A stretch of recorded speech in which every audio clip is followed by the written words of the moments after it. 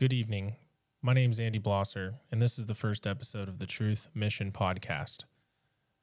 On July 4th, there was a flood in Kerrville, Texas that can be better described as a mudslide or a landslide. Several tons of rock, water, debris went through these communities and created a path of devastation over 60 miles wide. On July 8th, I pre-recorded an episode with Craig Martin of ROE Tactical, and I am not a professional podcaster. So please bear with me while I try to get these videos to play simultaneously, and I do believe that it does contain some important information. However, keep in mind that this was recorded over 48 hours ago, and some of the numbers and figures and directions of where to best give your help may have changed. Please enjoy. Ladies and gentlemen, welcome to the very first episode of the Truth Mission Consultancy podcast. My name is Andy, and sitting to my left is Craig Martin, CEO and founder of ROE Tactical. How you doing, Craig? Good, Andy. Thanks for having me on. Well, thanks for having us in here. So Craig was gracious enough to give us a space to talk about these floods on the Guadalupe, Llano, and San Saba rivers, okay? So one of the first things I want to go through is kind of explain what we're trying to do, okay? You're gonna hear a lot of noise out there, right? So a little bit of my background. I'm a former sheriff's deputy and first responder. Craig is still active in some of those roles, okay? I was able to go out on Sunday to Kerrville to help directly with the Kerr County Sheriff's Office with a specific deputy who had a very tough job, okay? And the whole point of why we're trying to do this is to focus specifically on the mental health of the first responders that were there. We're really wanting to talk to the people who are normally there. Your Kerr County Sheriff's deputies, Kerr PD, Kerrville Volunteer Fire Department, Centerpoint Fire Department, City of Ingram Volunteer Fire Department, the City of Comfort, the City of Hunt, City of San Saba, and I believe Kingsland lost a bridge as well. Marble Falls lost a fire chief who was named Michael Phillips, okay? I actually worked with him in the past doing some equipment sales when we were working with radios. Heck of a man. Really cared about his department. But this has just been such a widespread tragedy. So I wanted to get in here with Craig because Craig is going to be able to, first of all, keep me focused. But the second thing is that we're going to be able to show you guys a firsthand experience of what this looked like. And then you can decide for yourself where your skill level is at and how best you can help. Because the truth of the matter is right now, 99% of us need to stay away, okay? This is something that comes directly from the Kerr County Sheriff. It comes from emergency managers, and it's something that is only prolonging the suffering of loss that these parents and loved ones are feeling. If you truly want to help the people who were affected by this, let's stay out of the way. I don't want to just leave you guys with that, so I'm going to spend probably the next 45 minutes explaining in a story fashion. I just don't know how else to do it other than go through what we were able to see. So got up there on Sunday evening, started looking around. Like I said, I was going up to visit a deputy who is a Kerr County Sheriff's deputy who I had worked with back in my Panhandle days. And he is assigned to the Internet Crimes Against Children Task Force. And what that is essentially the guys who go around catching child predators online. And so who better to work in the morgue where now over 107 people, 80 84, I think, as of yesterday evening, pretty late. 84 of which, out of those 107, were found in Kerr County. They're not whole bodies, guys, and they're not whole children that they're finding. So this is about as bad as it gets mentally. And so that's why we're here. That's why we went, and that's why we will continue to go for as long as it takes, because these guys in this community is going to need our help. Okay? So let's go through it. Let's jump into it. First things first. That worked. Very, very nice transition there. Y'all are welcome. We're getting used to all this equipment. So we have the HEB guys were out there in a big way. There was probably 7 or 8 of these specific type of vehicles. And you can see one of the security guards there. I don't know if y'all know this, but HEB has their own police, right? You thought it was just the Union Pacific Railroad had their own private company having their own police. No, there's HEB police. They're more security guards. But this is a team. Go ahead. Sworn law enforcement. They are not sworn law enforcement. So they're not police. Well, they had badges and guns, man. I don't think anybody else. I could be a security guard and have a badge and a gun. Here, I forgot I can zoom. So let me show you. But look, this guy's just kind of bebopping around. I mean, you know. HEB tactical. HEB tactical, right? But here's what I'm talking about. Let me see if we can grab this patch. There you go, baby. That's an HEB emblem right there. So they have their own security force. They do. That's impressive. So make sure you pay your grocery bill, guys. They'll come and get you. But this was the next morning, so you can see definitely everyone getting ready and gearing up. I had talked to them, and they said that they were going to try to get into Ingram. Now, on Sunday, July the 6th, 7th, July 7th. 6th. You're right. July the 6th. On Sunday, July 6th, when I arrived in the evening, they had already evacuated the city of Ingram twice because of the concerns of additional water coming into there, and they had people down clearly in the debris field. So they said if they could get into Ingram, they were going to do it and support everybody. So back up right there. So one of the things that the Kerr County Sheriff has been saying, and the reason that they specifically want people to either A, stay away, or B, check in through the proper channels, is that they want accountability for everybody that's going downstream. Absolutely. They want to make sure that we don't have any additional loss of life. So we'll get to more of that later, but when you're walking around the debris field, you're hearing the cracking of wood, even when you're standing still. It's because all the trees are still settling. The ground, that's not how it was, right? So the ground is shifted, and it's going to continue to shift for some time until it all settles in. And accountability is definitely something that would be important for us, right? So if you're over there adding to the problem, you're only prolonging the suffering of those who don't need to be suffering anymore. Okay?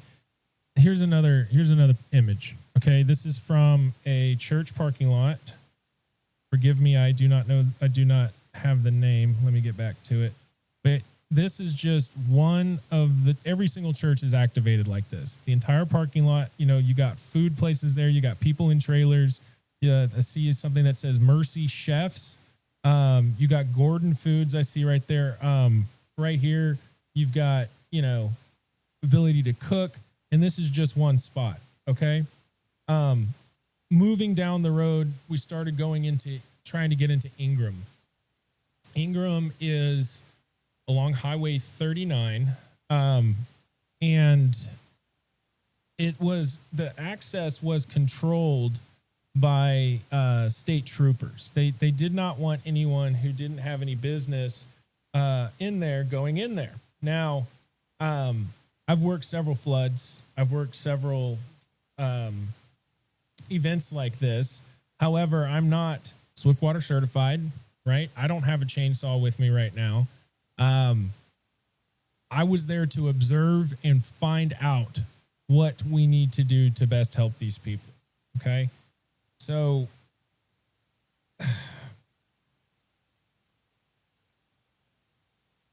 okay.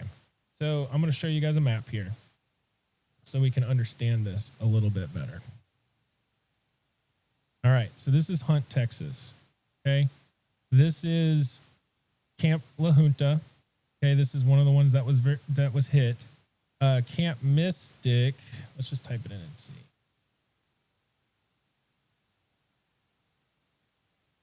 Okay. So you got Camp Mystic right here. And then you got Hunt, Texas up here. Okay. Starting from Kerrville, okay, where everyone's at because of easy access to I-10, and you start moving over to Ingram, right about here. This is shut down, okay? Which means all of this road down 39 all the way to Hunt, okay, is closed. All of this all the way down to Camp Mystic is closed, and all these other places that you can see, okay?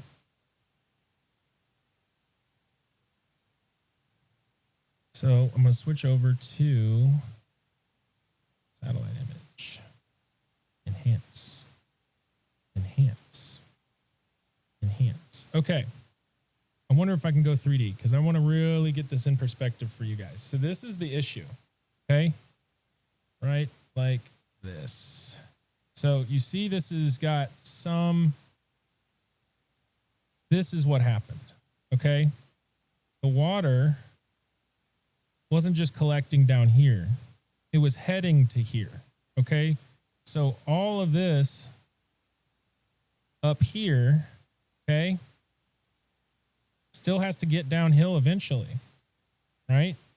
So this started getting grabbed up, running down, I don't know how well y'all can see this, but running down a valley like this, grabbing all these trees, all this then joins it, okay?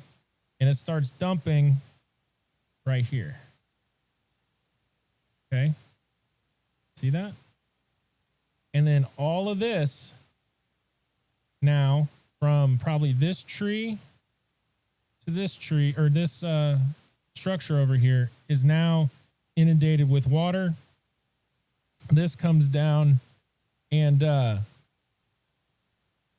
we'll see now. I actually got it backwards because the water's flowing the other way. Okay, let's just go look at it.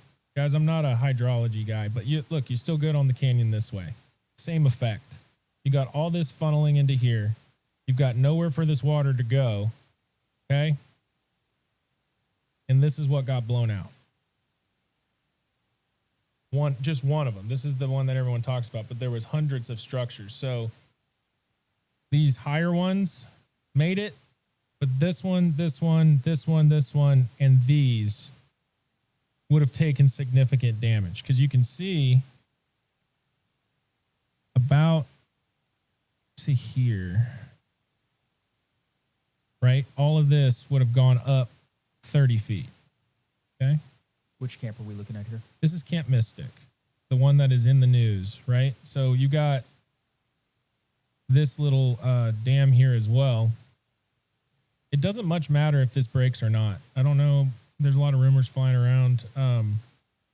This wouldn't have affected anything. The water was still above all of this. So let's continue on the pictures. One moment. So when you're talking about this dam, everybody is concerned whether the dam broke or not. It's not going to matter. We're looking at 30 plus feet over what the normal level is. Correct. So that's just going to go right over top of that dam. Right. So let's actually, this brings up a great point. Let's get back to it here. So let's go back to the 2D. Okay. I'm going to get a terrain map going.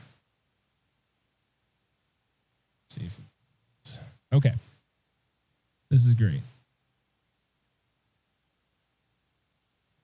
So you can see the waterway. Let's start Camp Mystic, right? Okay. We're going to go up north to Hunt. Right here. Okay. Remember, you can't get in here, guys. People are walking into here. All of this. So Hunt again. Kerrville is off to this side. Okay. anyone who's familiar with Jellystone Park is right there. Ingram is right there. It says St. Peter upon the water, Waltonia on the river, Base Camp Resort, the Casa del Rio River House. These are places, Camp Stewart for boys, Camp Waldemar, the Boy Scouts of America, Bear Creek. Like, guys, this is some of the most scenic parts of Texas. This is where we go to vacation, all those kind of things. So this is also, the river is the financial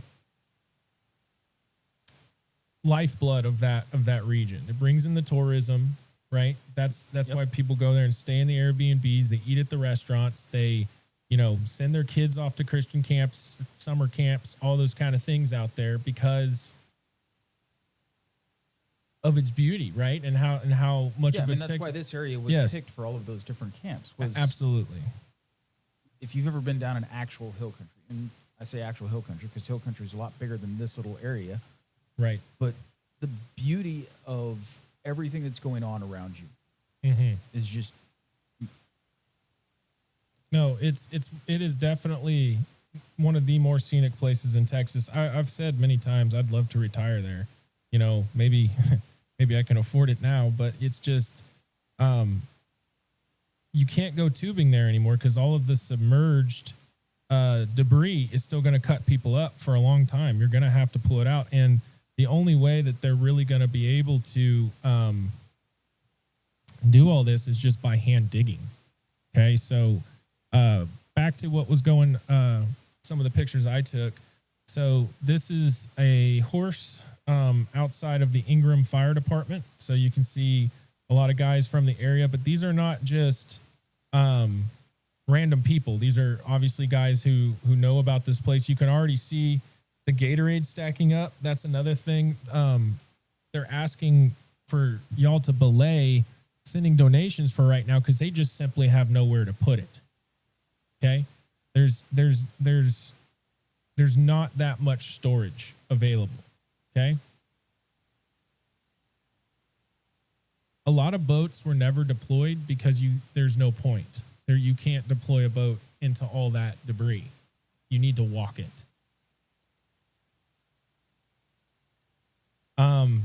Again, FAR is down in South Texas. I saw people from Louisiana. The Acuna team, I believe, was publicized from across from Del Rio from being there. Just the outpouring of official police services and fire services and EMS services and search and rescue teams was more than I've ever seen. Okay. They were petting the horses. So I'm trying to get that picture.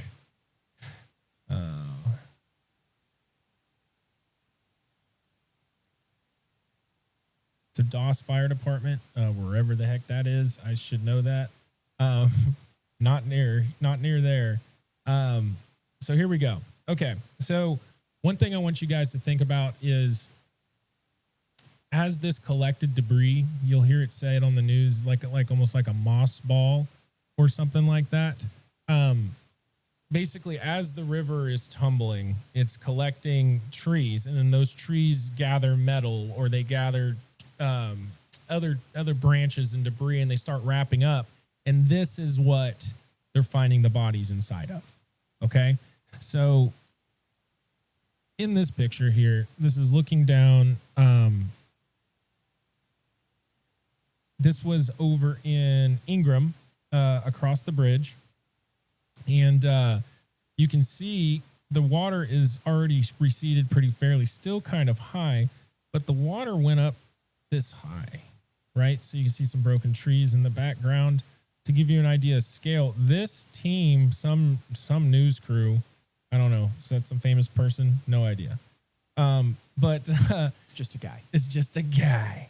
Unless it was Jim Cantori, and then it's not just a guy. But this is across the river. They are completely across the river from me. And this is how big these piles are. They're huge. And you have to cut through all of those to see if there's a person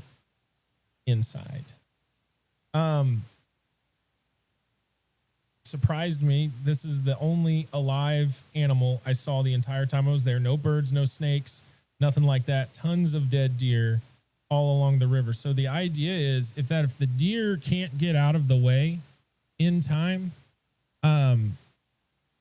there's no warning for anybody else. So there were some people in the cabins, but there were also people in tents, right? So imagine sleeping on the ground. It's not like the ground started shaking and all this. It's just all of a sudden it's pitch black and you've got a 200+ pound boulder flying through your little fly tent.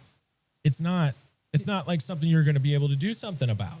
Well, and so, okay, when you talk about alerts, some of these other news agencies that are out there are talking about how, there should have been better alerts. More people should have known. Their cell phone should have gone off or something like that. Well, right. I've been camping in this very area. My cell phone doesn't work with Jack Taco. No, not at all. So I'm not going to get that signal. I'm not going to get a notification from NOAA or whoever that says, hey, flash flood warning or anything like that. And then you also have to consider these folks are used to flash floods. This river goes up over its banks on a regular basis. Anytime that it rains, there's going to be a little bit of flash flooding. This is different than a flash flood, though. Yeah, it was a torrent, right? So the only thing that I can see in my memory that was like this is the recent events in Asheville, North Carolina, where you had a tropical storm or the remnants of a tropical storm hang out over a hilly, mountainous area and cause mudslides. Okay. This is, I'm sure it will come out and they'll define it as some crazy weather event, right? The National Weather Service will come out and tell us what it is. But this happened so fast. So I got as low to the water as I could in this image, but I want you to look. Okay. Even this bark up here is stripped off. Okay. I'm going to zoom back out. That's an old tree. And that's an old, tall tree. Most of these are cypress trees, right? Who are used to growing around the water, and they have the specialized roots that can survive during floods most of the time. Okay. But you can't survive all these other trees going through. So the other thing I wanted to show you guys is you'll see this bridge right here. And I go up on the bridge. I did a Facebook Live from up there, and you'll see these grates. Okay. The grates are, so I'm now up on the bridge, state trooper holding it down. But you see these grates are just packed, absolutely packed with this kind of stuff. Okay. And it is, sorry about that. I'm all over the place. This is a high multimedia production, guys. We're learning how to use our equipment. So you see how this is just jammed in here, right? Like this is when they say, oh, that moss, those mossy stuff. There's not in this specific one, but this is what is going to contain body parts. Okay. But it's going to be out in the woods. You also have to remember, this is what is tearing through that large wall of water. Yes. And catching anything and everything in its path. Right. So, these aren't just like, these are pieces. Let me see if I can get a better picture of it. So this is I don't know if you guys have ever been out to this park. I believe they call it Nimitz Lake on the Guadalupe. Okay. And if you've ever been out to this park, you know what? I've got an idea. So while I'm talking about it, I'm going to pull up the Google Street View of what it used to look like. So while I'm doing that, they don't even know who is all the way unaccounted for yet. Okay. There's no more rescues going on. That story that came out about the 2 girls in the tree was fake, which is the problem with this whole thing. Too many people are making noise. Too many people are taking advantage of this situation. And we have to be very, very careful about how we approach this community who's hurt. And if the intention is to help them, we have to help them in the way that they want to be helped. As I was pulling in the morning, I was passed by an interdiction unit And about maybe 5 miles more up the road, I saw him pulled over to get gas. So I stopped, wanted to give him some cold Topo Chicos because that's my thing. And I ended up talking to him, and it ended up being Danny Dawson, pretty popular, let's say, interdictor. Used to be up on I-40. Now he's down working I-10, and he's part of the Kerr County Sheriff's Office. And he's one of the leaders of this team. And he's saying, you know, we love the help. We love the enthusiasm. It's just these guys are not listening to us. And so to Craig's point, if you're out there not listening to the centralized command and you have no intention of listening to anybody, you're stay home. Stay home. Yeah. Just stay home. It's not worth it for them. It's not worth it for you. You're not doing anybody any good. You're out there self-serving, and that's not what this community needs right now. Absolutely correct. So,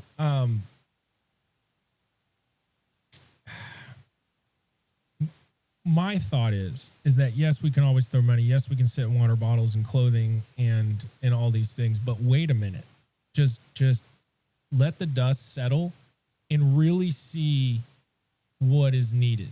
Okay, you know, right now it's cadaver dogs, chainsaws, shovels, and literally taking a bulldozer or front end loader, picking up a chunk, a section of debris, whether it's mud or sticks, and then laying it out so that people can pick through it and see if we can find something. Long, arduous, heartbreaking work. Okay? Everybody's there right now. How many of those people do you think are going to be there in 2 weeks? Okay? The big thing is the influx of people on Monday and Tuesday. Well, no one's going to, sacrifice their July 4th weekend now, are they? But if we can get off work for a couple more days, we can come out there. I extended my vacation, right? Yes. Not saying that people are doing that, but it's... No, but that brings up another good point. Unfortunately, whenever there is a tragedy to this magnitude or different magnitude, any tragedy whatsoever, you find these guys that go out there and they're starting to try and scam people. Yes, it's already happening. So if you want to give, we encourage you to give. Just make sure that you're doing it intelligently and don't just jump on the first bandwagon that you see. So a very specific one, and I mentioned this yesterday, is the Centerpoint Volunteer Fire Department has a Venmo, okay? So it's going to be C as in Charles, P as in Paul, V as in Victor, F as in Frank, D as in David, T as in Tom, X as in X-ray. That's their Venmo, okay? That is the guys that are, I don't want to compare traumas, but it is a centralized location that still has access so that things can be launched from there, okay?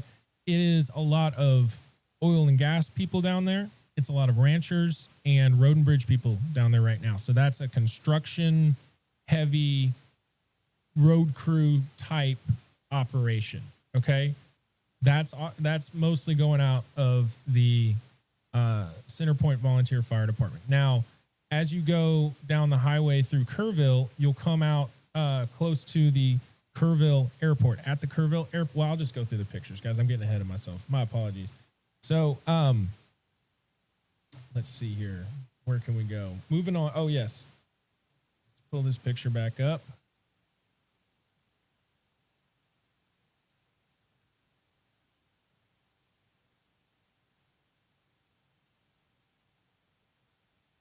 Okay. So another idea of scale, full-size adult trees. You see another news crew out here hanging out. Again, this is across the water. This is an entire, it doesn't give you a good idea of scale because this is about a 15-foot long rug right here. Children's toys were everywhere. This is another vehicle that either, I don't think it was crossing the bridge at the time, but it definitely got caught in the wrong place at the wrong time. So this will really give you an idea of the torrent and the things that were just beating up against the side of this vehicle. So you can see the whole side is caved in, y'all. And these, I'm guessing some kind of laminated windows did not break, but you can see the emergency exit windows are gone. Okay.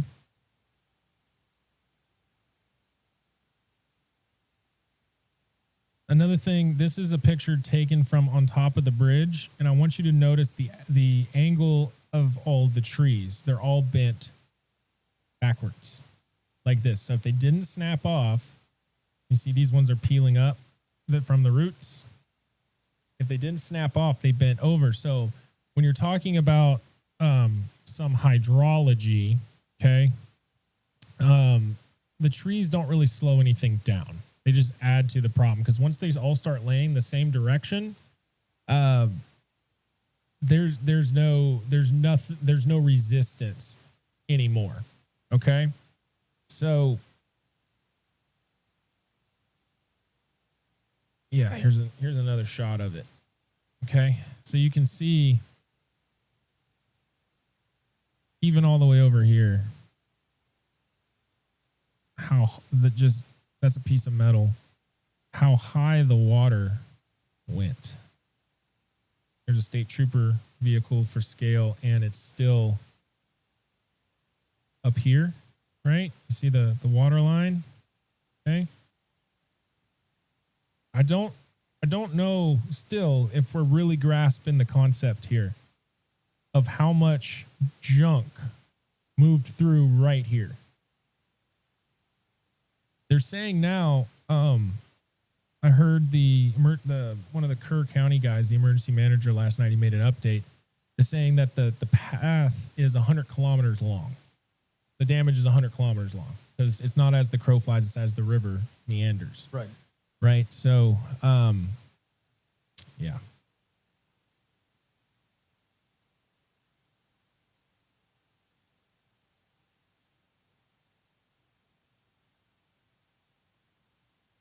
Anything that was a tank or anything that's somewhat buoyant was picked up. I'm not even going to say that. It doesn't even have to be buoyant. Everything was just picked up. It didn't care. Yeah, it didn't care. Right. Mother Nature does not care. This is, where is this? I'm trying to name the specific bridge. This is, okay, so this is going to be the Kerr County Fairgrounds. And this is where the Texas Emergency Management guys were stationed. And this is where wall to wall was just responders. You can see all these vehicles. So there you go. The Kerr County Hill Country Youth Event Center. I don't know if y'all knew this, but poaching is legal right now, because every game warden don't encourage them. Because every game warden in the state is here right now, inside these. That doesn't gates. make it legal. It's totally legal. You do whatever you want. No. But as a current law enforcement officer, I'm going to highly discourage the illegal activities that you were encouraging. Okay. Oh, here's another thing too. We even got Texas A&M Forest Service in the mix, guys. You know,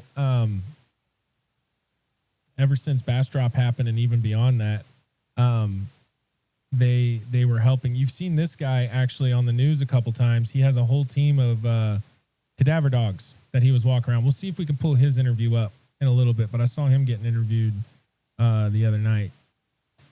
Okay. So I'm just trying to give you guys an idea. And then not even 2 miles from this Hill Country Youth Center where they're staging at, you've got, you know, whole Chinooks. And they're putting ladders in it. They're getting ready to go. You know, beautiful, beautiful aircraft. You know, we'll make them like they used to. It's like the Crown Vic of the skies, you know? I don't know. I just made it up. You've never been in one, have you? No, I've never been into Chinook, but... controlled crashing. Yeah. That's all I'm going to say about that. Controlled crashing. This is so fun. Tons of Coast Guard help, guys. You know, yeah, those guys can fly. Those guys can fly. Well, I believe, wasn't it in the news? Let me check on that. Let me see. Was it? I believe it was. This is his bird. I'm not gonna sit here and pretend like I know exactly what's going on, because I've been out there. I haven't been paying attention to the news, but there was the guy who saved, I believe it was 100, was it 160? Oh, the 165 people. the Coast Guard guy. Yeah. Yeah. New Jersey. Okay, here he is. So we're going to read about this because it's worth This being. is probably one of the most humble interviews that I've seen. Oh, if he has an interview, okay, we'll definitely look that up. But So this guy just absolutely. When he was asked about what he was doing, basically said, "I'm just a guy. I'm just doing my job." He didn't have to worry about the fact that he just saved a ridiculous amount of people. All right, so we'll try to find the interview here in a second, but I do want to talk about this a little bit. I'm going to read this to you. New Jersey Coast Guard swimmer saves at least 165 people in deadly Texas floods. Okay, so first of all, I'm not trying to brag here, but this is definitely going to be his helicopter just sitting right there for the next 165 people. So in this thing, more than likely using the hoist system or even just landing where, like we showed you guys on the map, places where you can't access. You got to walk it, okay? Even horses are going to have a hard time, okay? So the resources are there, okay? But let's go ahead and finish reading about this guy. A 26-year-old U.S. Coast Guard swimmer from New Jersey is being hailed a hero for rescuing at least 165 people during the horrific Texas floods during the 4th of July weekend. U.S. Department of Homeland Security Kristi Noem praised his efforts as she took to social media to call him by name. Secretary Noem is quoted as saying, United States Coast Guard rescue swimmer and Petty Officer Scott Ruskin. Scott, tip of the hat. Saved an astonishing 165 victims in the devastating flooding in Central Texas, she wrote on X. This was the first rescue mission of his career, and he was the only triage coordinator at the scene. Scott Ruskin is an American hero. His selfless courage embodies the spirit and the mission of the United States Coast Guard. This is just... I don't think that's just Coast Guard that embodies. Yes. That should be every single one of our services. Right. Absolutely. So anybody who's out there who either you're full-time working in that region normally or you came in because you were assigned to it, that's the kind of the cloth that we're cut from, right? And so I definitely want to point out these stories as we come across them. And this is not the only episode we're going to do on this. We're going to learn how to do production value for you guys. We're going to do something, We've only learned how to do one thing so far, which is push go yourself. It's just a button. It's, you don't, you can just Why do press you got to be like that? You can just press it. That was absolutely absurd. You don't even have. I'm sorry. Anyways. I digress. Oh, man. Aren't I supposed to keep you on track? Yes, you are supposed to keep me on track. Not distract you? And I'm trying to play this video. Come on now. Now YouTube's going to think that we're cursing at things. Right. Oh, are they? So, yeah. Pause. Temporary.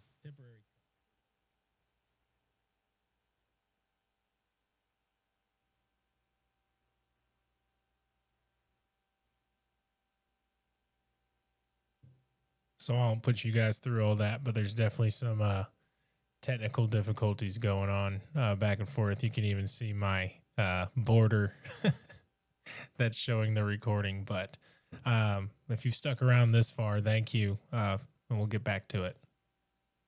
And it's going to figure it out. I mean, I think maybe that's the problem. Maybe we're trying to be too... So we were trying to run this podcast through an AI tool that definitely failed massively. This is why this podcast took 2 days to come out. So I'm going to let it play because I can't really pause it because I have the audio channel and the video channel on two separate things. So that's why we're kind of playing this out awkwardly. But as this goes on, we're going to try to find the stories of the responders and the community, and we're going to try to document them and save them so that here when the community needs more help after the news cameras are gone, is when we're really going to have the rubber meet the road from our people. So let's get back to it.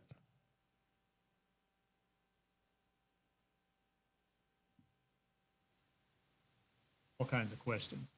In our high drainage density landscape here, we're about to be drawing for quite a while because the sheer quantity of channel length. This gentleman here is going to be talking about the channel length and how so much water collected all at once and caused this event. The other thing that he's going to describe is why they live there in the areas that they do. The area that I'm drawing right now, really regardless of where it falls, it's going to fall on a steeply sloping part of the landscape, and it's immediately going to be in a channel making its way downhill towards another stream channel. Momentum. Which is going to be met by even more runoff, and you can kind of take it. This is what we were explaining at the beginning, right? When I was showing you guys the topographical map and the 3D images of Camp Mystic. It's not just a simple couple of streams coming together. All these channels are tiny, hundreds of thousands of tiny little streams. I won't say hundreds of thousands. I see tens of thousands of little streams that, like he's saying here, are steeply sloped. It is going to cause momentum. It is going to have that punching effect that no one is going to be able to get out of the way of. We see all the animals that were deceased. We see the pieces of vehicles up in trees. This is, even if you had the warning, are you going to be able to, the hill, the water was coming over the hill, guys. I'll get to that in a second when I show you guys the limestone cliff that collapsed. Let's listen to this. Kind of take it from there. So a landscape like the one we just filled in there, that's going to flood hard and fast regardless.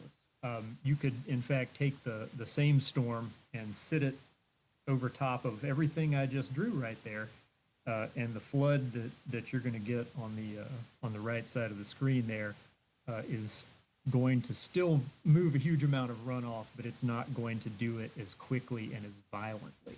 This guy is really good at paint there.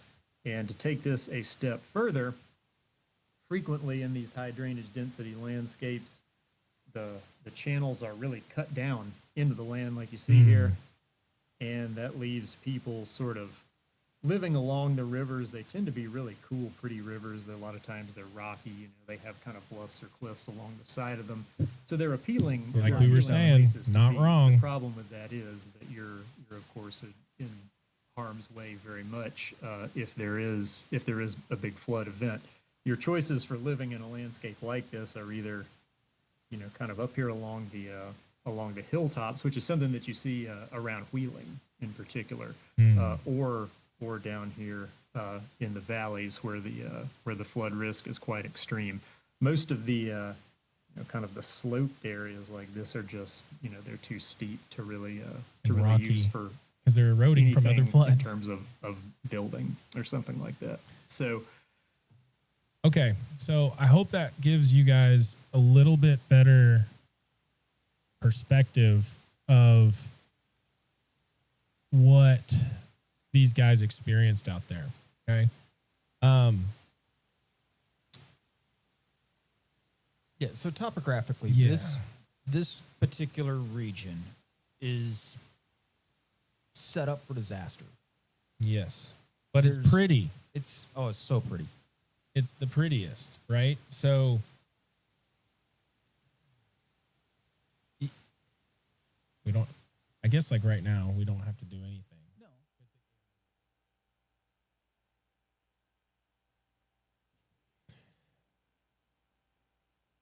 So the tool is what we're talking about there, not working. But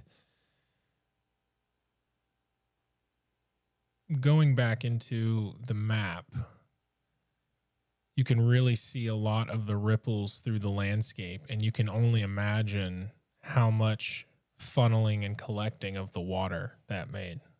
Fort Guadalupe, okay, feeds into Hunt. You've got North Fort Guadalupe feeds into Hunt. And then all these individual tributaries and creeks Okay, and you see about 2,000 feet of elevation here on top of the cliffs. And then we're going to go and look and see if it'll give us a readout down here in Hunt. I think I saw a 1,700. So roughly 3,000 foot elevation change from the top of the mountains. No, Down to, at 300, 3 to 400 300, feet. okay. So right here you see an 1,800, and we're still kind of coming down the hill. So 300 foot tall cliffs, and 1 billion gallons of water landed on top of them. And it has to go somewhere. It has to go downhill. Okay? That's what happened. And then an even more telling picture when you can see all these trees. Okay, so this whole valley here, it would have picked up everything from these hills, running.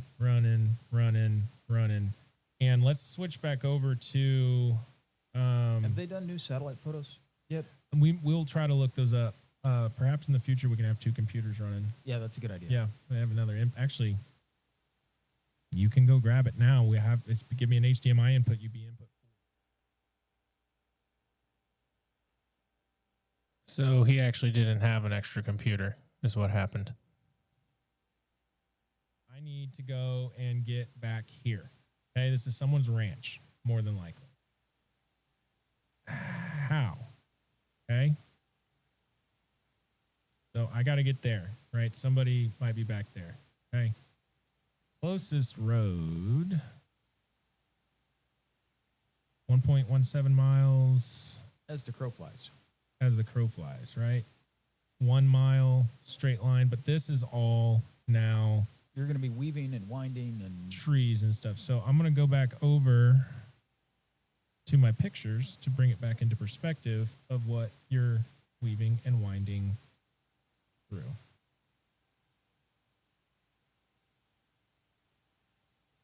It's this. Miles and miles of this. and this is not an easy trek. No, you have to take a chainsaw with you. Okay, so here's what I'm talking about. This is hard for y'all to tell, but right here at the bottom third of the camera, or here, you can see the water. Nope, that's not the water. Sorry, I thought I saw a reflection. But the water is right here. These limestone cliffs are usually black, right? Like this kind of gray color, right? Because it's covered in lichen, dust, mold, and stuff like that. So you can see this new color is everything that broke off, okay? Again, this is all the way across the river now. Look at the size of these rocks. These are the size of houses, okay? And this torrent is moving those rocks. Right. Absolutely. I don't know about this picture. I don't know if someone had been there before me. It seems to me to be a good idea to put clothing on top of Mark where you've been. mark where you've been, but there's just so much stuff that So that was one of the things that when you called me from Hill Country the other day, you were talking about just the enormous amount of clothing and Yes. toys and debris and everything like that that's just strewn everywhere. I mean, we're talking about a massive force that is going through these people's houses and taking and just redepositing it in random places throughout the area. Right. Absolutely. And, you know, obviously a little kid's boot, you know, there's either a boat or a porta potty door. All this is actually below me. I took this picture shooting down a hill. This is about 15 feet, 20 feet below me. And you have to scramble over all of this to get to it. Another shot of it. All this is kind of what the ground looks like. It's not really in focus right here, but it's this, if it's not where the grass already was, it's this soft sand. Okay, there's a great shot of it. Okay, this is all new exposed cliff now, guys. These rocks are huge.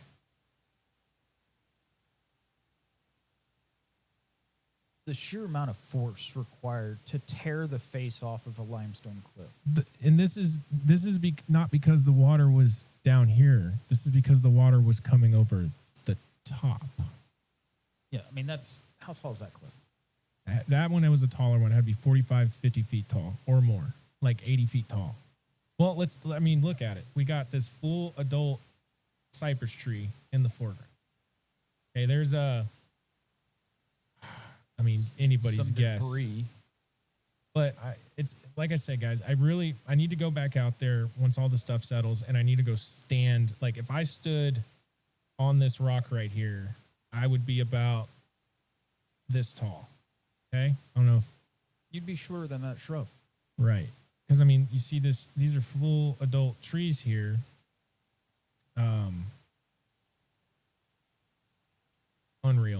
Unreal rock fall there. So this is down on the water. Okay. So again, like we talked about, the water rushed up very, very fast. You can see the tree marks over here. And then almost as quickly as it went, it was gone because everything went downstream and into ultimately Canyon Lake and a couple other places. This is some guys I found out on the trail before all the volunteers really started getting going. Just were out there with chainsaw. This guy was carrying the gas, but the other two guys had chainsaws and they were just walking the river by themselves. Okay. So the time to do that has passed. Yes. Okay. Once Unified Command is set up, yes, volunteers need to be checking in and getting assigned to areas so that there's that accountability. So this is the kind of thing that you see on the news. We have to search all this in the middle. Okay. There could be people in here. I almost don't want to look too close at these pictures, man, you know? But what they're doing is they're getting basically wall to wall troopers, state guard, wardens, firemen, the people who are assigned to do this. And they are walking through this area and cutting open all of these, I don't even know what else to call them, but like moss balls, like these debris, this collection of debris, right? So, here you go. So this is going to be a group of Marines and firemen and people who have experience in doing this. And they are assigned by the Centerpoint Fire Department to go do this. You got stuff like this, right? You got people in charge. They're doing their thing. And what they're going to do is they're going to walk across this river. And this whole thing is an island. And they're going to try to do it safely. Okay, so there they go. This is what you need if you're going to go. You're going to just fill this with water and food, and you're going to be on chainsaws, and it's yard work, guys. This is a impaled RV door or RV shell hanging about 30 feet over the water.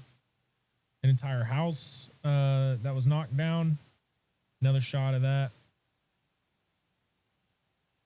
So this is interesting here. So you got the RV piece. This little structure right here had 4 limestone pillars that were about 8 feet tall, weighing about 2 to 3 tons apiece. Where I took this shot was taken about a mile from this shot. Right here. I don't know if we can see it. Right in here is that limestone, one of those limestone bricks. It's 3 tons of limestone a mile away. Just picked up. Yeah, like it floated, right?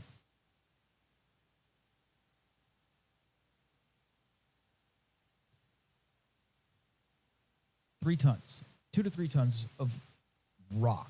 Yeah, just rock. Solid as big as this rock. table, just flowing down the river. So here you see them making their way to the island. They set up a system of ropes, trying to get over there because this island was unsearched. But if you send a group of people who are untrained, unprepared, not ready to do this, not readily available to be rescued, and you do something like break an ankle, break an arm because you slipped on some rocks. Cut your arm open, like that poor boy who's trying to rescue his family. Cut his arm open on a window, bled out, right? This is the kind of stuff that happens. And also these trees, you think that's structurally sound, right? These are all overhanging things and they're starting to cut it. I guarantee you someone is going to get hurt or killed in this recovery effort. Just cutting stuff. Unfortunately, you're absolutely right, because you can't predict what this is going to do once you start cutting open that moss ball. Right. You don't know what it's supporting. You don't know what is in there. Or if it's sprung too. Like, it's just like we've all seen the shows of, what is it, Axemen, right? Where they're all missing fingers and arms and stuff like that. Like, this is inexperienced people, not... This group probably has some... well, that guy. He's ready. If you're on here, man, good work. But this is the kind of thing. So the other thing you have to remember is if you're out here on your own and nobody knows that you're there and you have an emergency, the response is going to be extremely delayed. Yep.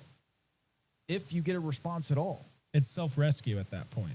So, again, if you want to help, we highly encourage you to help. Just make sure that you're doing it correctly. Go get signed in, get attached to a group, and do this the proper way. Absolutely. The last thing that you need is to, put yourself into a position where these limited financial resources or all these donations are being spent on you. Or you become a statistic. Right. You get added to that number. Yep. See if I can find a good video here. Okay, here we go. So this is going to be right across from essentially the Centerpoint Volunteer Fire Department. This is where a lot of the guys staged, again, on Sunday. Okay, way before a lot of y'all started getting out there. They were already there fixing roads. Okay. This is a good... I'm sorry for me being bouncy. Again, I got the tripod out eventually, but I wanted to capture as much as I could. Look at all that debris just hitting the other debris and bouncing up and creating just a giant mess. So that's not going to be something where you can swim in. That's not going to be something that you're able to get away from in any kind of with any kind of speed. If I can stop being so shaky. I eventually used a tripod. I know that. So I think a gimbal is going to be on your list of things. there we go. Okay, here's a nice, clear shot. If I don't touch the camera for half a second. But you can see, guys, there's a good example of one of these moss balls right here that they're going to have to work through. But as you cut it, you can imagine if something like this were to slide off and smack somebody. I don't see any helmets. It's got enough tension. Yeah. Yeah. I don't actually. That's a great point. I don't see any helmets, guys. Well, they probably don't have enough helmets to Right. issue to them. Yeah, absolutely. Well, yeah. Something that we need, that we do as well, is, let me just stop for a second.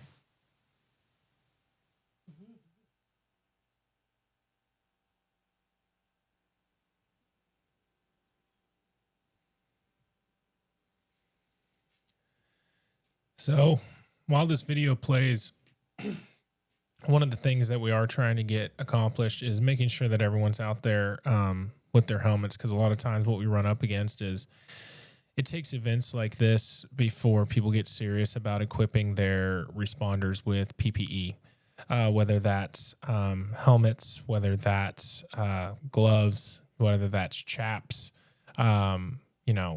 even the professional teams sometimes struggle to get equipment. And so the Truth Mission Consultancy is a nonprofit that seeks to get these quotes together for you across all brands, and then really help you get that testing and evaluation sample in your hands so that when situations like this come, surprise everybody, you've got equipment ready to go. Let's get back to it. To be there in an early fashion, and they're going to be able to organize themselves and be able to report that command that they've organized themselves with back to the central command structure, right? So these guys here are able to operate in a more safe manner than just your random people off the street. So most of the people walking by, I saw like New Braunfels Fire Department. I saw a San Antonio police officer, but he was the one who asked me for some paracord because he was the Marine, and they were going to start building the ropes across to all the islands so that they can mark the path. With paracord?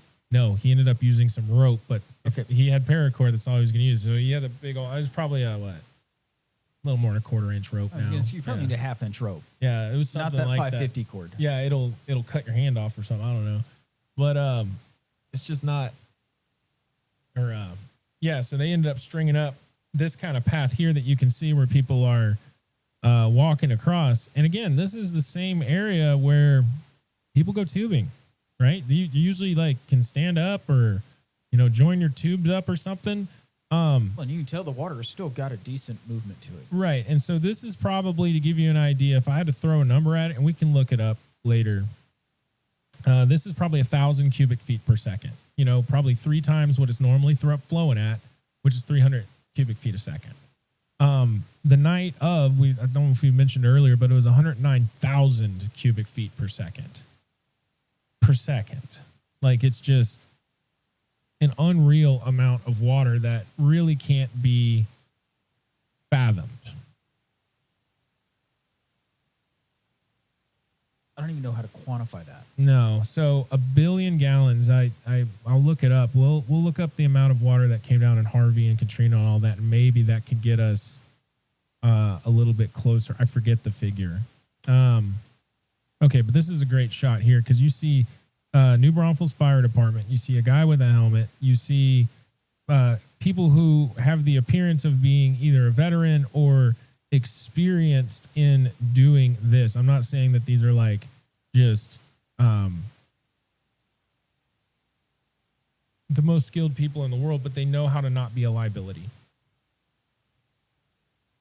And that's the key point here, is don't be a liability. I'm not going to sit here and judge these folks, but you see like this huge tree branch here. You start cutting on this side, who's to say that this is not going to come down, right? Unreal.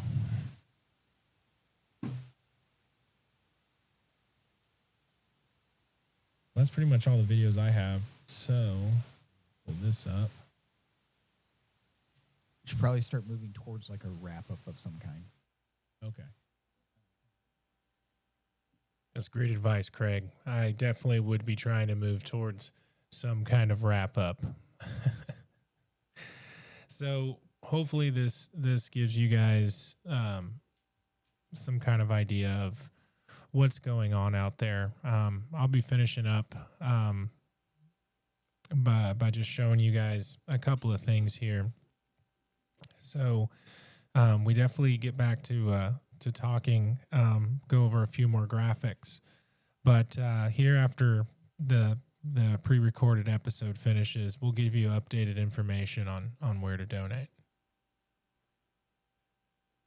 Okay. And just kind of to wrap things up,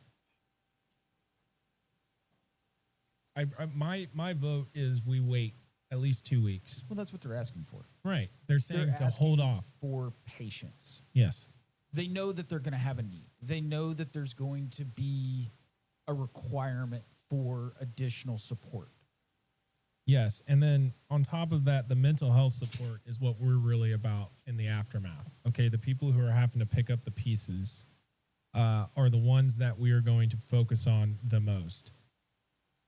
We really want to be able to hand them a turnkey solution for free that says, here's your mental health services for as long as it takes for you to get healed from this experience. Because what's going to happen is if an event like this happens again, well, that person who just lived through that experience now is someone who can help, is someone who can make the hurt a little bit less. If we start losing these guys and they start quitting because of mental health, we're not going to be able to replace them fast enough, right? And then it's just going to be a cycle, right? Because we already have this experience in law enforcement where you have 5 years experience and less and 15 plus years experience and more.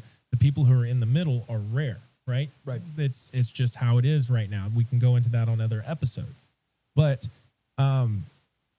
we have to keep our firemen, our cops, and our EMS folks in that job, right? If they need to get out and it's something where, you know, it's better for society for them to be out, I would love to help you figure out what's next for you. Because anybody listening to this right now, you can do way more than just be a first responder. Believe me. Okay. If that's something that you think that that's the only thing you can do, let me show you how. Okay. Like, we'll get into that later. That's a whole separate episode. That's a whole separate episode of the transition out of law enforcement and what that looks like. For anyone listening in, I've been out for 3.5 years. So there's a whole nother set of problems that come with that. But one of the things that I can do is draw attention to how we can best help our fellow Texans. Okay. I saw the love of Texas and the love of all the Talos states, as it were, Talo, coming around to support us, right? I saw people who have jobs, have their own daily lives, who aren't cops, coming down there and trying to do something, right? That is noble. That is good. But we have to shift now into there's no more saving to be done. The only saving that we can accomplish is saving the mentality of the responders who did what we asked them to do.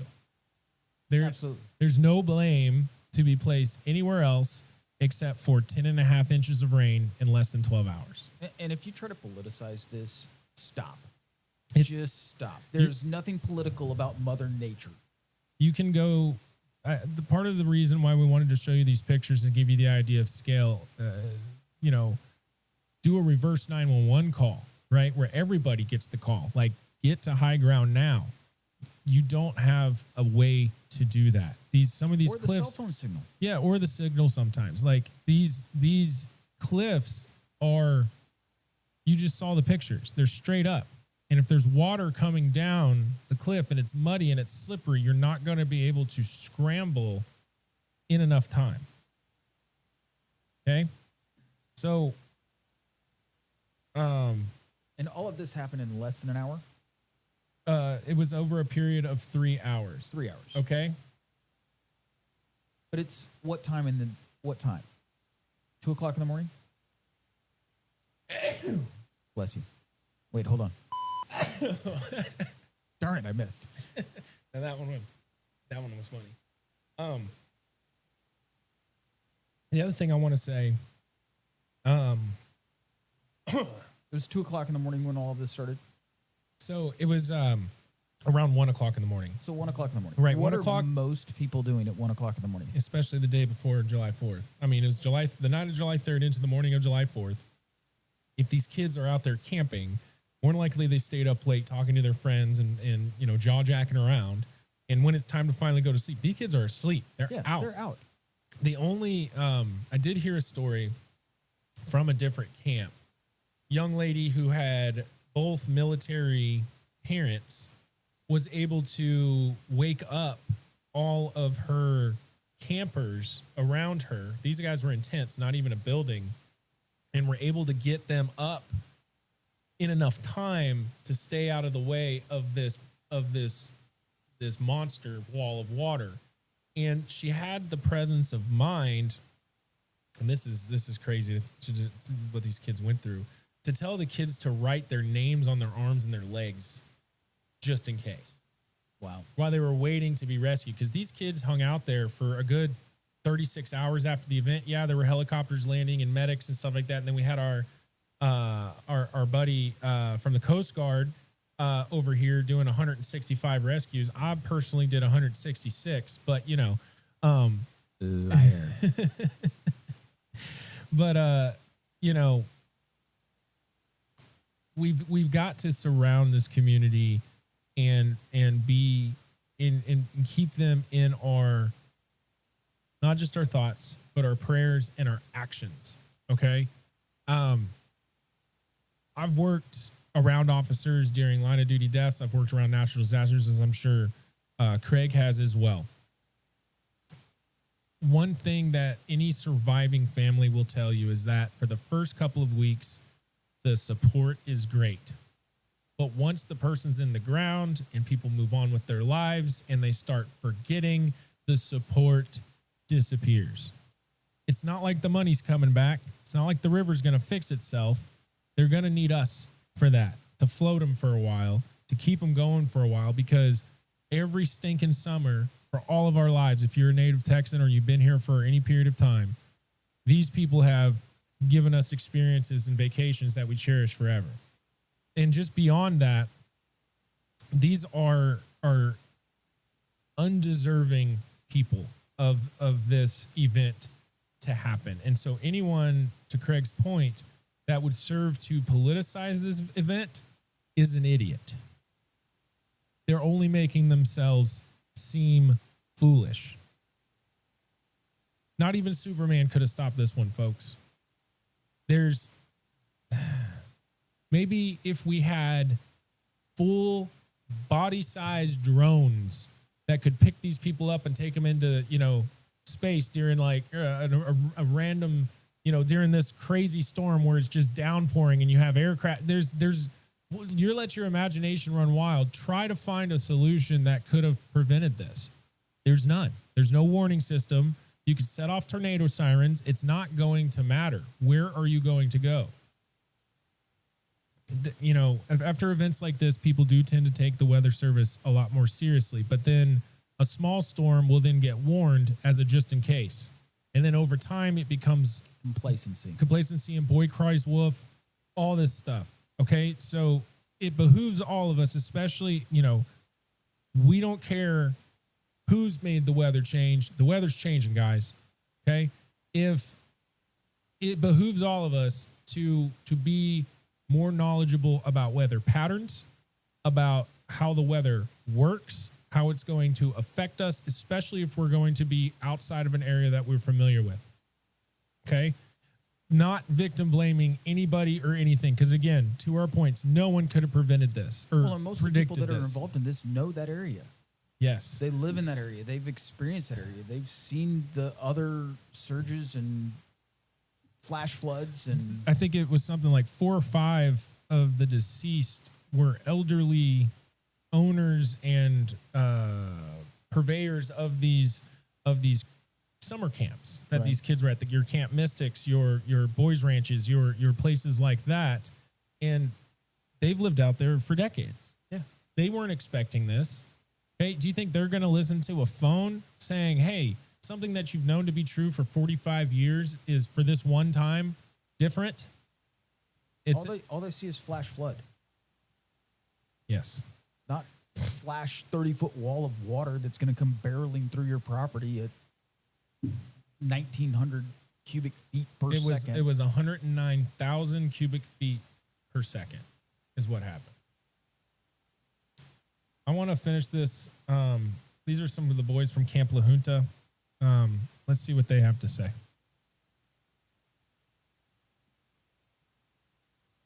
All right. So what's your name, bud? Hi, my name is Ruffin Boyette. I'm one of the campers from Camp La Junta, one of the camps that flooded. And I had a first-hand view of the flood. And so the cabins were flooding and the walls were like, they broke down. And all of the campers in those cabins had to go up on the rafters and they had to wait there until they could swim out. And my brother here, he had to swim out of his cabin. Really? Yeah. Do you want to can I mic you up? Here you go. One moment. Okay. See, they have production value too. So you had to swim out of your cabin? Yes. Can you tell me about that? So the flood started getting bigger, and it was going up to, we have bunk beds in our cabins, and it was going up to the top bunk, and we had one choice, and we had to swim out of our cabins. Absolutely What wild. time? You got a young kid having to swim out of his cabin. Well, and also he's putting it lightly. Have y'all seen that video? I'm gonna try to pull this up quickly. The entire building was floating. See if I can pull this up quickly. There's a lot of noise out there, guys.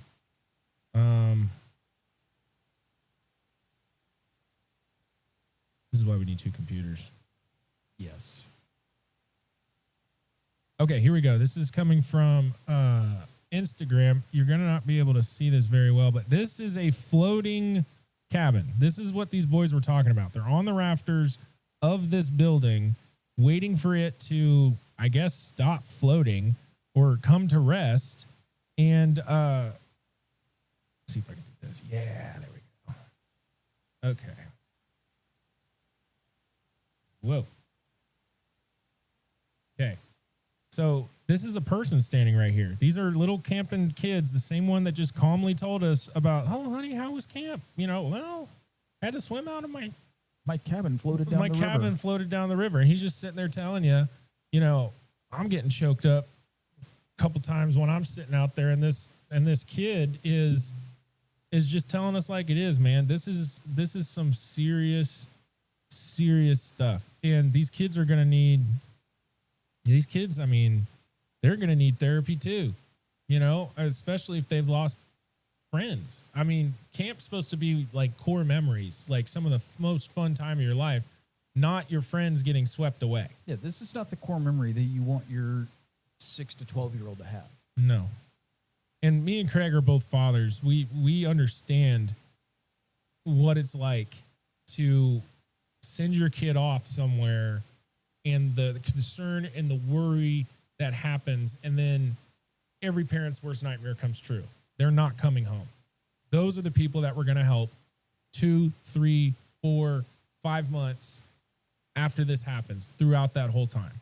Okay? These are not people that we're going to forget. These are not people that we're going to leave behind.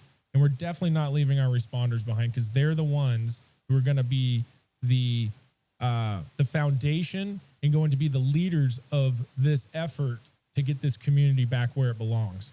So that's a good point. So just to kind of try and tie all of this in here, help us understand why Truth Mission Consultancy exists. When I was in law enforcement, the process of procuring equipment was difficult. Okay.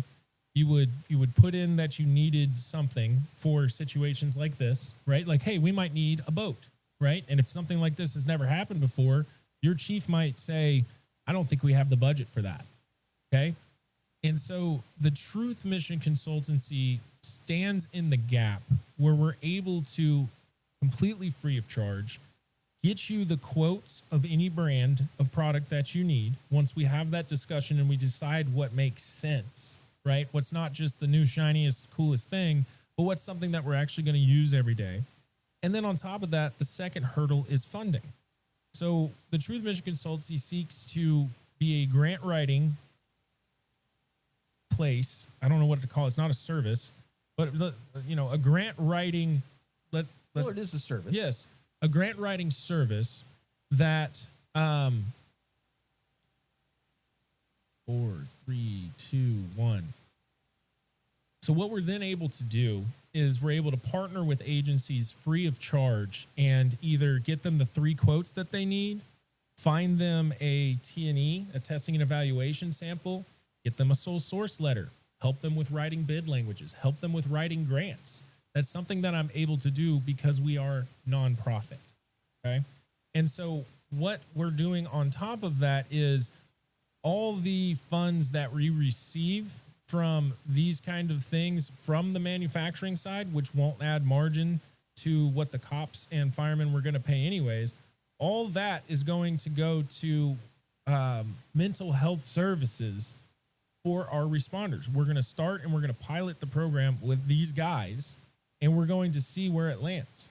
Okay, that's the whole point of us being on this podcast and us trying to start putting the word out there, because we are tired of there being no help for responders who will give us 25 years of their life and then they're just kicked out the door. They have to pay for their own mental health. They have to pay for their own health insurance. If you start looking at the survival rates of responders when they get out, they either die by their own hand, unfortunately, or they die of heart disease or cancer within 10 years of the time that they retire. And that number's not going up, it's going down. Right. So there's a lot wrong. There's a lot that we can fix. And the whole point of the Truth Mission Consultancy is to shed a light on the areas that need fixing. Kerrville, Comfort, Hunt, Ingram, San Saba, Centerpoint all need us and need us in the future. They're going to need us to swell around them and carry them through this time. Anybody can go when it's popular. Anybody can go when the cameras are on. But here in about a week, it's going to be more than 100 degrees out there. It is going to be, all this pestilence is going to start coming up. Everything that is dead is going to start rotting if it hasn't started rotting already. And it is going to get worse. The thing I'm worried about too, when you have all this death spread across this area, a lot of what happens after hurricanes, and you get into things like fecal matter, decaying things, there could be flesh-eating bacteria and disease. I do not want our responders to be figuring out 10 years from now that they picked up something from this. I know of 2 different responders who got infected while trying to rescue people during Hurricane Harvey, and one of them died from that after a long period of time. Got infected in his blood, could never fix it, and eventually died from that 5-6 years later. These are things that are real. These are things that threaten our responders, and they still show up every time. It hasn't been good for the last 5 years for cops. You know, turn on the news, okay? They're not the popular guys now when it comes to immigration. They're not the popular guys when it comes to racial tensions. They're not the popular guys when it comes to enforcing COVID regulations. But every time that something like this happens, they are banging down the doors, and they are the ones out there putting the pieces back together, and they will always do that. So they deserve our support. They deserve our backing, and that's what we're going to try to get them. I hope that answers your question. Yes. Now, it brings up several excellent points, and I think that your idea to move forward with providing them the assistance, not just financially with helping them writing the grants and figuring out what equipment they actually need, but with the back end support of the Right. mental health is where it's actually going to make an impact. Right. I can get people equipment all day, every day. That's easy. I can figure out what they need. I can figure out a good price for them, and I can get them the equipment. Being able to show up after they've had that equipment and show up when they need it Right. the most, which is when they're suffering through some sort of mental health crisis, is going to be absolutely vital to these guys in the future. Indeed, it will. And what we can do is we can leverage that position. And that's a terrible way to say it. 4, 3, 2, 1. You're absolutely right. Another thing that these guys don't get a lot of is training. So when we're already writing the grant, why not add the training for that piece of equipment to the grant? And it's already a grant. So let's go out there and get great training. This only training for in-service when you have to, or only training when it's qualification every year is not going to cut it for us moving into the future. Look, I've been on some calls with other cops. It's really scary. Absolutely, it is. There are certain people in my department that I will take and put in front of me Right, because I don't want them behind me. right. I mean, So you're absolutely right. Qualifying one time a year is horrible. But And- that's a whole different podcast. and the hit rate of officers is The fact that the pass is a 9%. 70, yes, ridiculous. yes. I'm not saying they've got to It's be not perfect. It's not that hard. No, it's not that hard. But a 70 is not ideal. No, it's not. I And think the concept of D's get degrees or C's get degrees or whatever Right. it is, that should not be the standard that we're holding our law enforcement to. no, it needs to definitely be practical, and it needs to be something where, you know, if 50% of your training is qualification, we don't use our gun 50% of the time, do we? No. It's like wearing a seatbelt. I But wear my seatbelt every time. but to We have a deputy chief that will actually review our videos, and if he hears the dinging from your seatbelt, you're getting a write-up. wow, that's serious, huh? That's serious. So remember, kids, put the seatbelt behind you. And Don't a good tell shift, them the shortcuts. and a good shift partner, if you ever get into a wreck and you're incapacitated, he'll come up to you and he'll put the seatbelt over the front of you before Sarge shows up. Not going to comment on But that. follow me for more advice. I blurred you too late. All right, we can watch one more video and then we'll kind of wrap it up. I'll wrap you up. I don't want this. I want that dude. See if you can find the Coast Guard guy. Oh, yeah.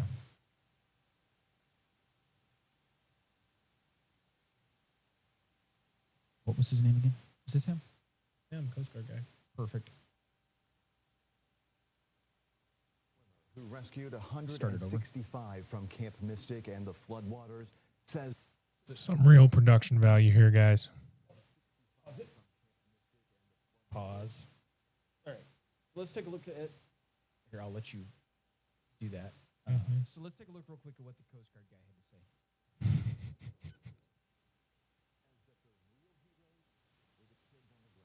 Petty Officer Scott Ruskin speaks with Fox News' Lawrence Jones in Kerrville.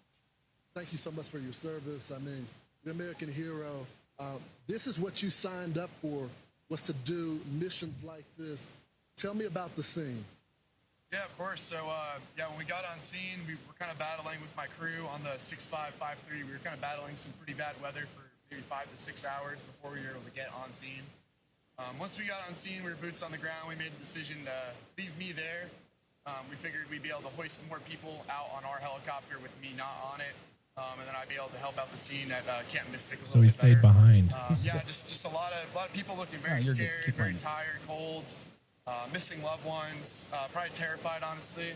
And I was just trying to be a voice of calm and triage these people and get them to safety as soon as we could. Tell me how difficult it was. You know, it's one thing to do triage on an adult, but the majority of the people that you were dealing with were kids, young girls. They were frightened about what had just took place. Yeah, of course. So a lot of them did have some minor injuries, nothing too serious, thankfully, at least the group I was dealing with. But a lot of them were just, again, like very scared. And I was just trying to console them and give them some sort of comfort. Again, they're having probably one of the worst days of their lives. But that's just what any Coast Guard rescue swimmer and or any Coast Guard member would have done in that situation. So I was just doing my job.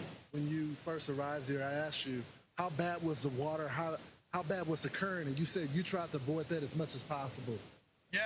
We kind of briefed as a crew prior about my preference if A I wanted to rescue get in the swimmer water, if I wanted to avoiding the wear a current. wetsuit, a dry That's how suit, bad it whatever was. it may be. And I kind of advocated for myself and said, hey, I don't want to get in this water right now. On Friday, it was pretty bad weather, pretty high flood water, and I didn't feel comfortable getting in. And I ended up just staying on land to do a lot of the triage with the survivors. There was other crews getting in the water, risking way more than I was getting in. They need that recognition as well. So.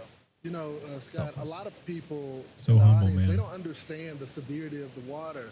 They don't understand how this changed within a matter of an hour.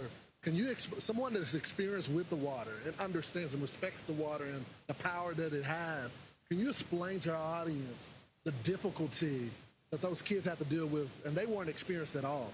Right, yeah, even as a professional rescuer, I was nervous about getting in the water. I can't imagine how 8, 9, 10-year-olds, like, these kids are heroic. Like, they need to get the credit. Looked they're at the getting camera that and they said need. it too. Absolutely. They like some of the camp counselors were this saving is what lives we need in our before we military. even got there. So Yes. without those guys, it would be a lot worse situation. It's still very tragic, but I think there definitely needs to be a lot of heroism praised to the survivors. They were saving themselves. Scott, tell me what sticks out to you the most being here. I've covered a lot of school shootings with children there. What impacts you the most being out there on the scene? Yeah, I think the biggest thing for me is a lot of these kids, they're just kids. You know, I was a kid once, I'm only 26. Wow. I got a lot of younger family and friends, and yeah, it's just like, wow, like that could have been my family in that situation, so I need to do as best of a job as to help them get them out of the situation. Scott, thank you so much for serving your country. So, Scott's a badass. Well, yes. Tip of our hat to I don't know his rank, but Mr. Scott I think they said Ruskin. petty officer. Petty Officer Scott Ruskin, tip of the hat, sir. A couple of points that he made is, I think, is what echoes into the hearts of a lot of first responders is they imagine that they were serving their own family during these events. And that, while noble, is probably the worst thing that you can do for your mental health, is imagining it's your family. Now, it is highly motivating and highly powerful, but it's almost unavoidable. And so, you know, this young man, he's 26 years old. He's got a long career ahead of him, right? And, you know, when he gets called, it's not a good day. These are the guys that go out. I mean, some of y'all have seen the movie, was it, oh man, the Coast Guard movie. I don't know. It was the Coast Guard. I probably didn't watch it. It was the Coast Guard. Right, it's the Coast Guard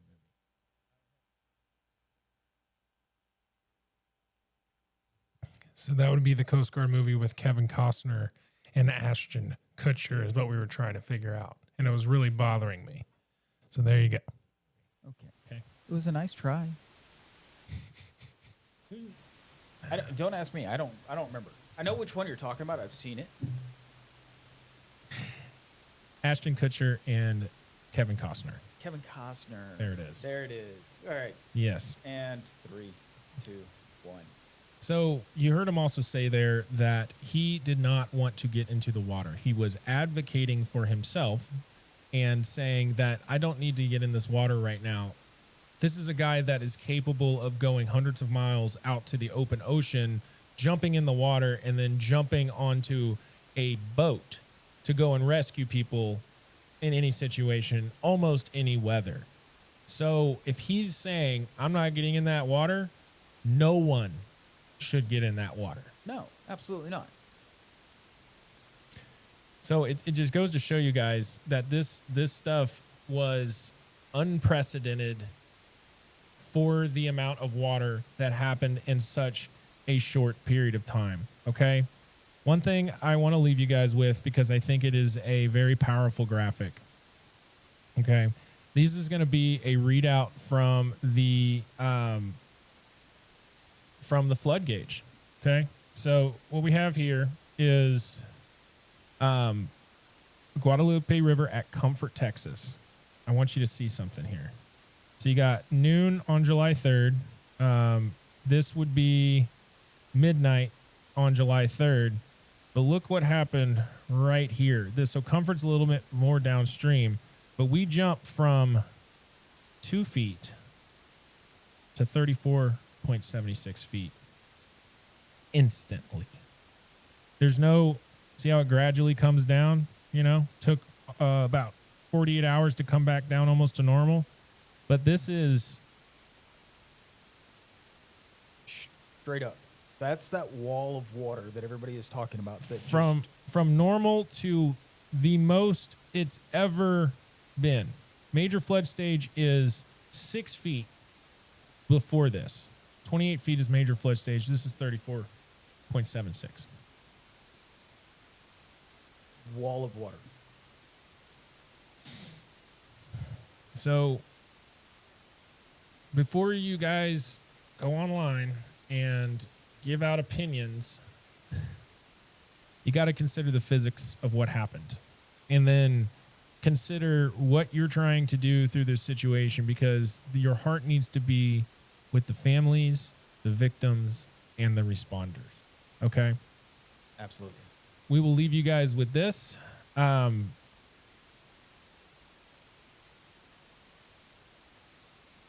Here's a readout on where to donate. Okay. So we've got the, like I said, the Center Point Volunteer Fire Department. Let me get you guys a little bit bigger so you can see that. Just kidding. The Center Point Volunteer Fire Department is accepting online donations through its Venmo account. The organization briefly took it down, saying scammers were impersonating it. When donating to the fire department, it said people should look for the username CPVFDTX. The department also accepts checks by mail. The long-established community foundation of the Texas Hill Country launched the Kerr County Flood Relief, which it said would support rescue and rebuilding efforts. The Salvation's Kerrville Croc Center asked for non-perishables hygiene items, bleach, diapers, and other items. This is no longer valid, guys. Today is the 8th at about 3 o'clock in the afternoon. They got enough donations for right now. Okay. Oh, here we go. Austin Pets Alive, which has taken in more than 150 displaced pets from the flood, said it is in most need of monetary donations after more than 2,000 people responded to its call to foster pets. It was also taking pet supplies. Okay. So just make sure if you guys are going to go and you're going to donate that you either have a contact on the ground or you have verified it in some way. Okay. We don't want these things going to criminals who are going to use them for God knows what. And they need to go to this community so that we can help start rebuilding it. Thank you so much for listening. Thank you for putting up with our clumsily sorting through how to do this first podcast. It will get better in the future. Follow us at The Truth Mission Consultancy on Facebook. We also have www.thetruthmc.com. Also check out roetactical.com for all your gear needs so you can be ready for the next disaster. We will go into at a later date into some gear that could be useful for situations like this. Certain amounts of gloves, certain types of lighting, certain types of tools, such as Halligan tools, pry bars, axes. We can talk about it and get you something that makes sense. But for right now, let's keep our first responders in our thoughts and prayers. Keep the families and the victims in your thoughts and prayers. And God bless Texas. Thank y'all. So if you made it through all that, thank you for listening. And I just wanted to add a little bit to it just to make sure that we have the latest information on what we can donate to. So one of the best places to go is the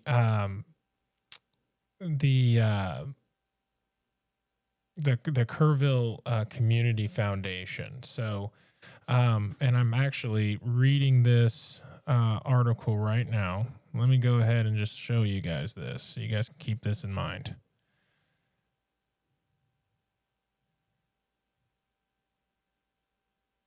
So it says, oh my goodness, guys. Even as donation centers in Kerrville and Kerr County reach capacity and pause intake, Laredoans are still stepping up, organizing supply drives and finding ways to support flood impacted families across Central Texas. So you see it there. They're definitely holding on to supplies.